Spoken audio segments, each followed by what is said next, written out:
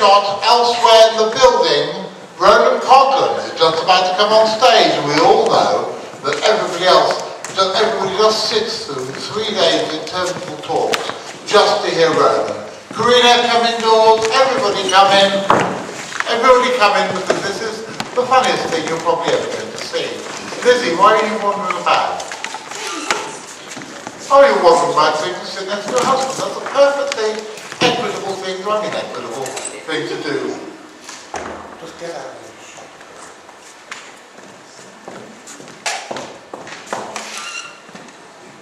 Karina, come in.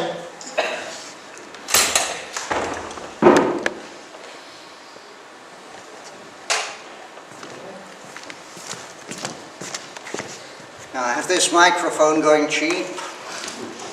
Big. Once. This seems to work.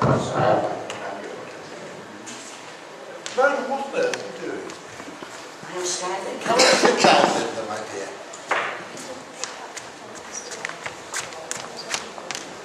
Come on, everybody, last call for Ronan. Last call for Ronan.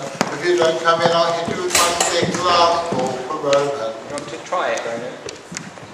The rain in Spain stays mainly on the plain. Thank you. If you like, you can tell everyone to come to your talk. They can hear you. Yeah, call me, Ronan. Be called the faithful to prayer. My role is that similar to a muezzin calling the faithful to prayer. Only I haven't got a minaret to be at the top of.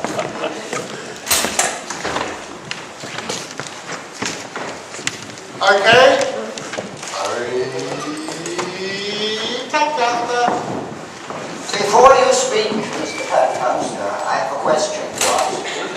Do you suffer from an affliction? Because I notice whenever Orang Pendet speaks, you have frenetic movement of your own lips. It's because I'm a master of the ventriloquial arts. Ronan Coghlan, that mastless samurai and feckless rogue, once got into dreadful trouble for taking savouries behind the bike sheds at an all-pudding school.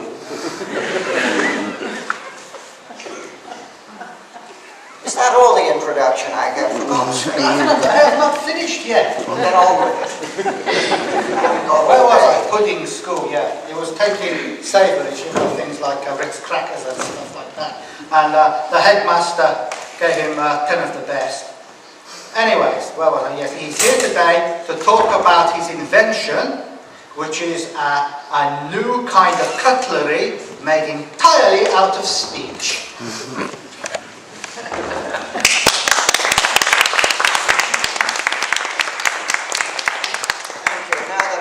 Clap before I've made a speech, there's not much problem. I don't need to make the speech at all. I'll see you next year. No, I'm going to talk about the leprechaun. Now, originally, I was going to talk about something completely different that took place in Timbuktu. I even had arranged for a map to go up of West Africa.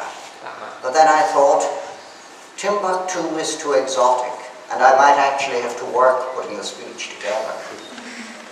This is something that I shy away from.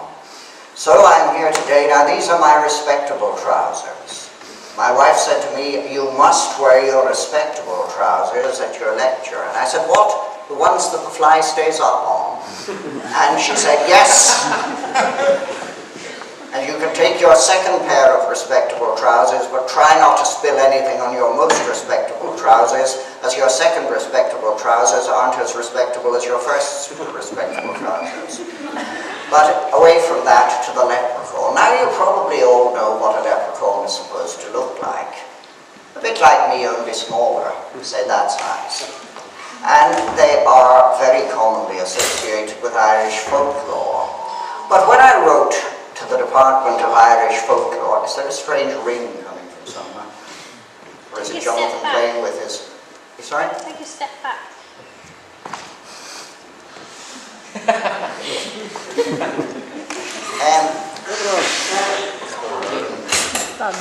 I've been put off my stride by strange sounds, so I'll regather myself while you're sitting down. For God's sake, sit down somewhere near the front. The leprechaun is a pretty well-known figure of Irish folklore, but when I wrote to the Irish Folklore Department at the National University, I received a letter back from a man with a very Irish name of Bo Almqvist. He appears to be a Swedish folklorist, and he said that, no, the Irish leprechaun isn't really a great character in folklore. He's hardly featured at all. I have this ability to scare away children. I find it very congenial. Now, I did some digging. Not physical digging, you understand. I have a great aversion to actual work. I did some metaphorical digging, and I found out that although there may not be many contemporary stories of the Irish leprechaun, he featured much more in early mythology. In particular, with the story of a cryptozoological animal, the sheenach. What, you may ask, is a sheenach? The word sheenach comes from the Irish sheen, which means weather, but it means weather with a generally bad connotation. And this thing was supposed to be in the place today called Malahide Bay, which is nowhere near the town of Malahide. You don't expect that kind of logic in Ireland. It's nearly at the other side of the country. But this sheenach was the stirrer-up of the waters. Now, there was a king in Ireland, we're back in prehistoric times now, and his name was Fergus MacLeod. He was the king of Ulster. This was Ulster before the Orange men got in there. There'll still be an Ulster when the Orange men go, I hope. Anyway, there he was, and he noticed there was this assembly of aquatic little people, the leprechaun. Because in original Irish folklore, the leprechaun was a water being. These days leprechauns are depicted as solitary fairies. You never see two of them together. They sit on mushrooms or other things, and they're always making one shoe, never a pair. That's rather logical, because if somebody's going to steal your shoe, he's not going to steal only one shoe. You want two shoes. Now, the current folklore about leprechauns is that each of them has a crock of gold. And hungry Irish country folk, for we are an oppressed race, hungry Irish country folk frequently hope to catch a leprechaun and get his crock of gold. But we'll get back to that later.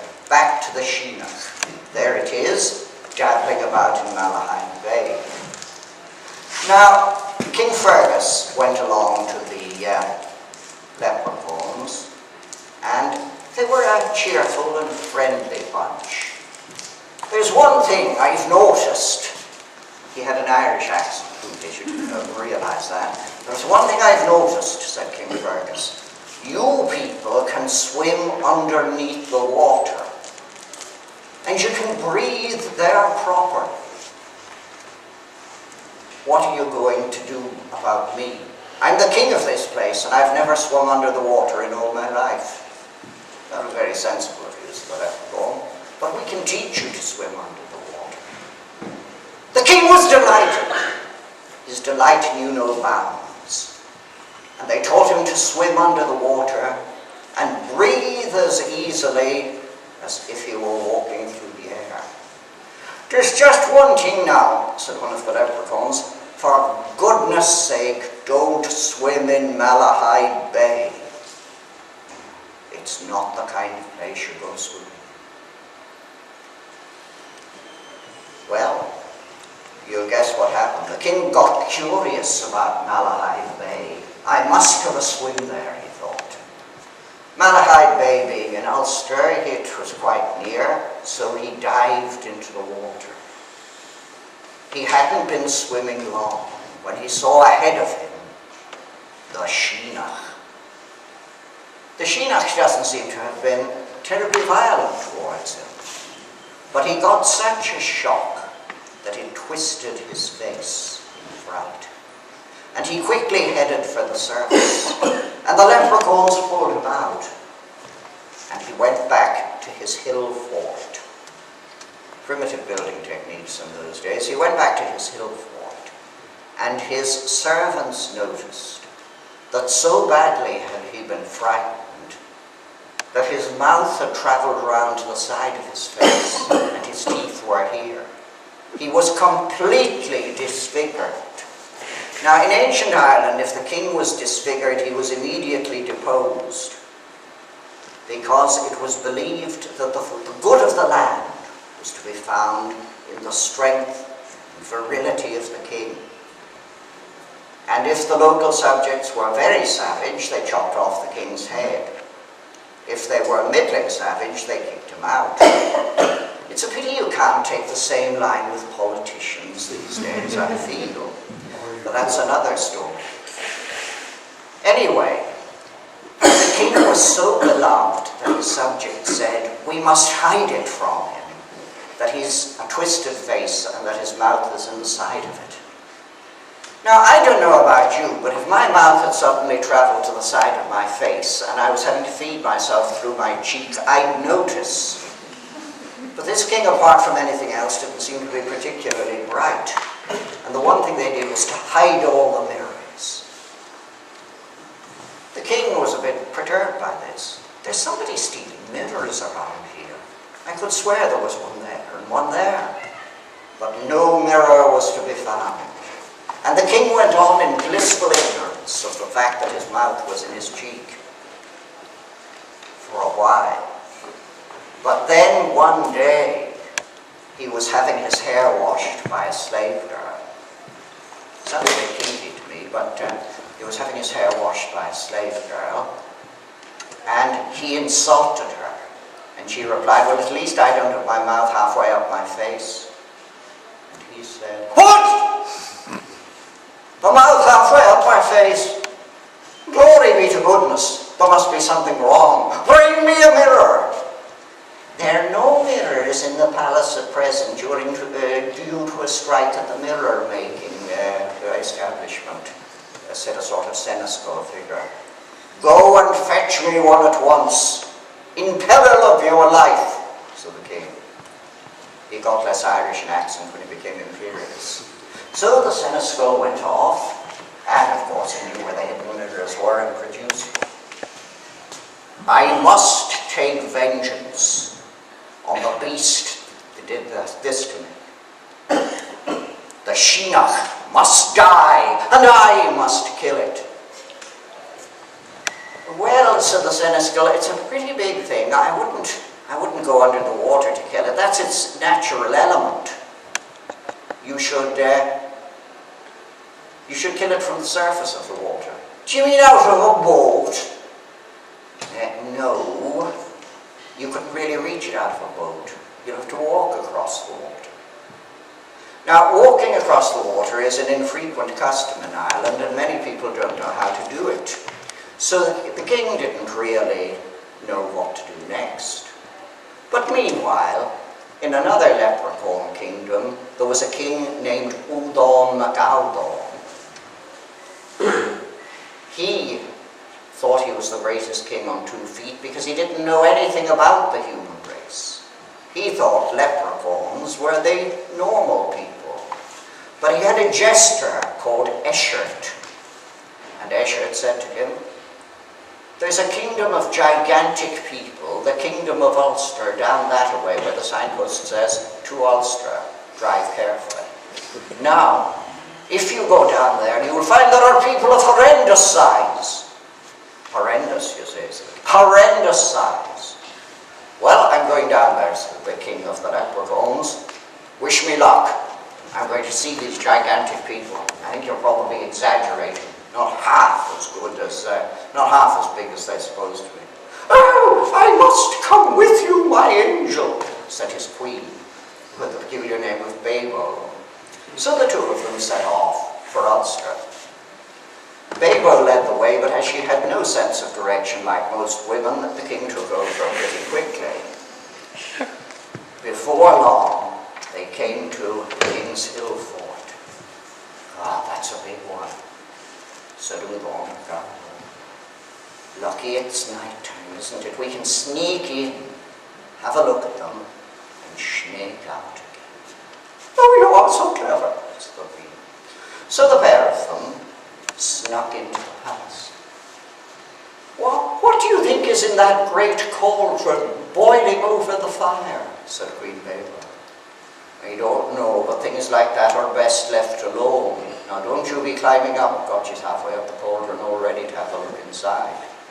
The cauldron contained porridge, a favourite food of the Irish. That's what they all ate before potatoes came in. There was a rumour in the Roman world that they ate each other as well, and there may be some truth in it. But I've never done it personally. Now, Babel climbed up and had a look in. "Oh, 'tis nothing strange. 'Tis only porridge," she said, and promptly fell into it. Now, I don't know if you've ever heard this, but there is nothing more horrible than drowning in porridge. It sort of gets up your nose and into your ears and down into your interior parts, and soon you're filled up with porridge and you burst. "Oh, get me out in God's name," said Babel. The leprechaun king looked in. "I don't think I can quite reach you, my dear, but don't worry, I'll find a replacement for you." "Oh, you heartless man!" "I'm not a man, I'm a leprechaun." But all this kerfuffle had been heard by the king's men. They came down, they seized the leprechauns. They took the leprechauns to the king. "You're unusual leprechauns," said the king.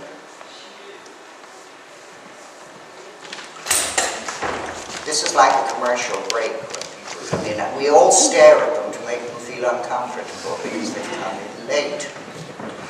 Now, you're not the leprechauns I'm used to dealing with.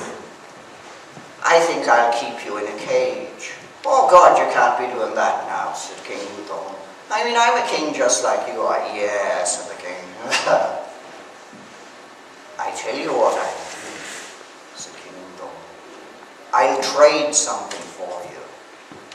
You can have my pot." "Well," said the king, "I hate to break this to you, but most of us are trained out of that by the time we reach adulthood. I don't need that kind of pot. But listen, I have something even better. I have shoes which enable you to walk upon the water." "Oh," said the king, "I've never heard the like. And for my freedom," said King Udon, "I will trade you this pair of shoes." "Yes, well, before you go and get them," said the king, "I think your wife had better have a wash because she seems to be covered in porridge." Well, back they went to the kingdom of the leprechauns. Would they turn up with the magic shoes? Yes, they did.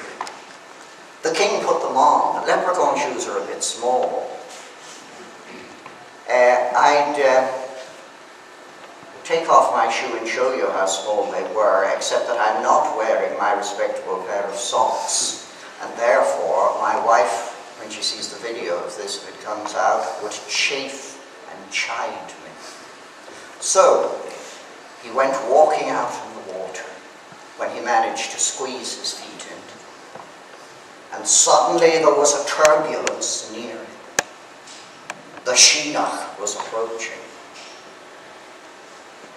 It reared its great head up, and the king grabbed it and stuck his sword into it, and both of them disappeared beneath the lake. Actually, the bay. Down they went, beneath the surface, and then blood started to rise to the top. And then, first, a dead Sheenach came up.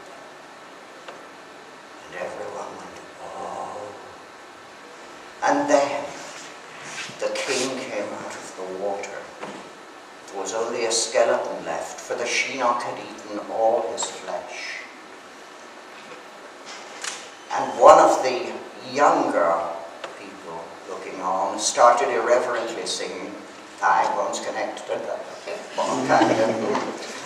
But the rest of them looked on in wonder as the skeletal king clattered to the shore, fell over, and breathed his last. He should have breathed his last before he became a skeleton, but this is back in the realm of myth and legend. Now this actually was a very popular story in medieval Ireland, and it is possible that Jonathan Swift, who was born in Dublin, got a version of it and used it for his model for Lilliput with the small dwarfs, the small leprechauns, whose diminutive stature is made, here's one now, whose diminutive stature is made very prominent in the story.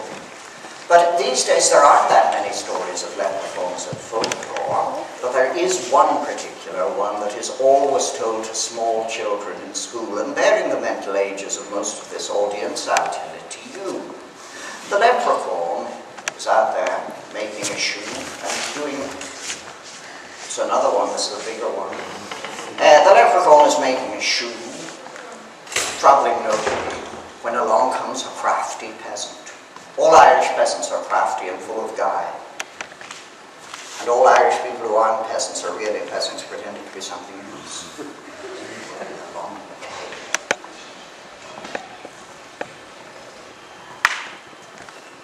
The leprechaun didn't see him.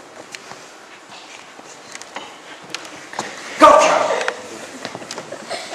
Well, the leprechaun struggled like nobody's business. He fought and he kicked and he spat and he used language that I'm afraid I cannot repeat because it is unparliamentary. He said, "You are a terrible..." Now he used a word to describe the peasant. I can't use the word in here because this is a respectable establishment, but I'll give you a little clue. It begins with G and ends in obshite. "Give me a crock of gold and I let you go. My crock of gold is under that thistle," said the leprechaun. "Under that thistle. Well, I'll have to go back to get my shovel to dig it up. You'll have to promise not to take it away." "Of course I won't take it away. Do you think I'm a dishonorable sort of a leprechaun?" No, you needn't worry about that." "Well, in that case," said the peasant, "I'm going to..." "Oh, hang on a minute. This field is full of thistles. There are thistles everywhere. I know what I'll do. I'll tie my handkerchief round the thistle, and that way I'll know which one to dig under, because I could never dig under them all." And back he went to get his shovel. His wife was making Irish stew. Irish stew is not a Hebrew who lives in Ireland. It's a kind of thing of meat and potatoes. Anyway, she was busily making the stew. Wife, he said. "What is it you want? Blinking good for nothing." No, that's not the way it will address me at all. I have made our fortune. I am going to dig out a crock of gold. Will you stop stirring the stew with the shovel and give it to me so I can dig up the gold? And along he went. Now I'm sure you've all guessed the denouement of this interesting tale. When he got back, there was a white handkerchief tied around every thistle in the field. He howled in fury. And I can tell you, an Irish countryman who howls in fury is a pretty terrifying sight.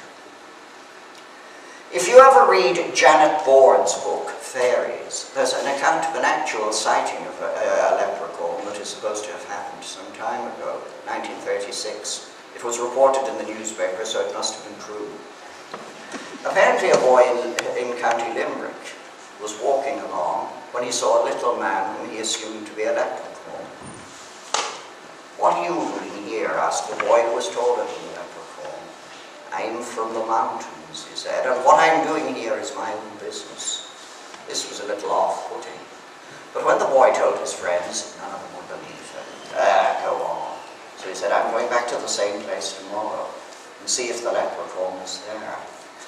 Not alone was the leprechaun there, but he'd brought a couple of friends with him. The other boys hid to watch the conversation. But leprechauns are quite sharp. They realized they were observed by other people. And so they tore off into the distance. Now this story is supposedly true. They tore off into the distance and the gang of boys followed them. But the leprechauns were able to run through hedges without cutting any of their clothing. The same was not true of the boys, who not alone failed to catch the leprechauns, but were probably given an almighty walloping when they got home for tearing their clothes into smithereens. So it may be that there are leprechauns actually still existing in Ireland. If you go there, treat them carefully. They are tricksy beings, and they may call you unhappy names that begin with G and end in option. Now, if you'll excuse me for one moment.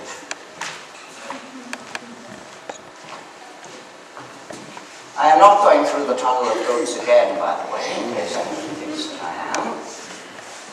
I have been asked by the people generally, and particularly Jess, who is extremely bossy, to present this to John at the end of my speech. Oh, Jesus Christ. No, you've mistaken me.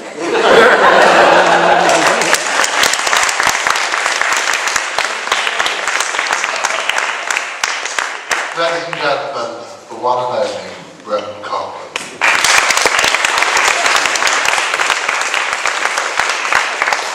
Jessica, you have spent the last 3-4 days holding me together.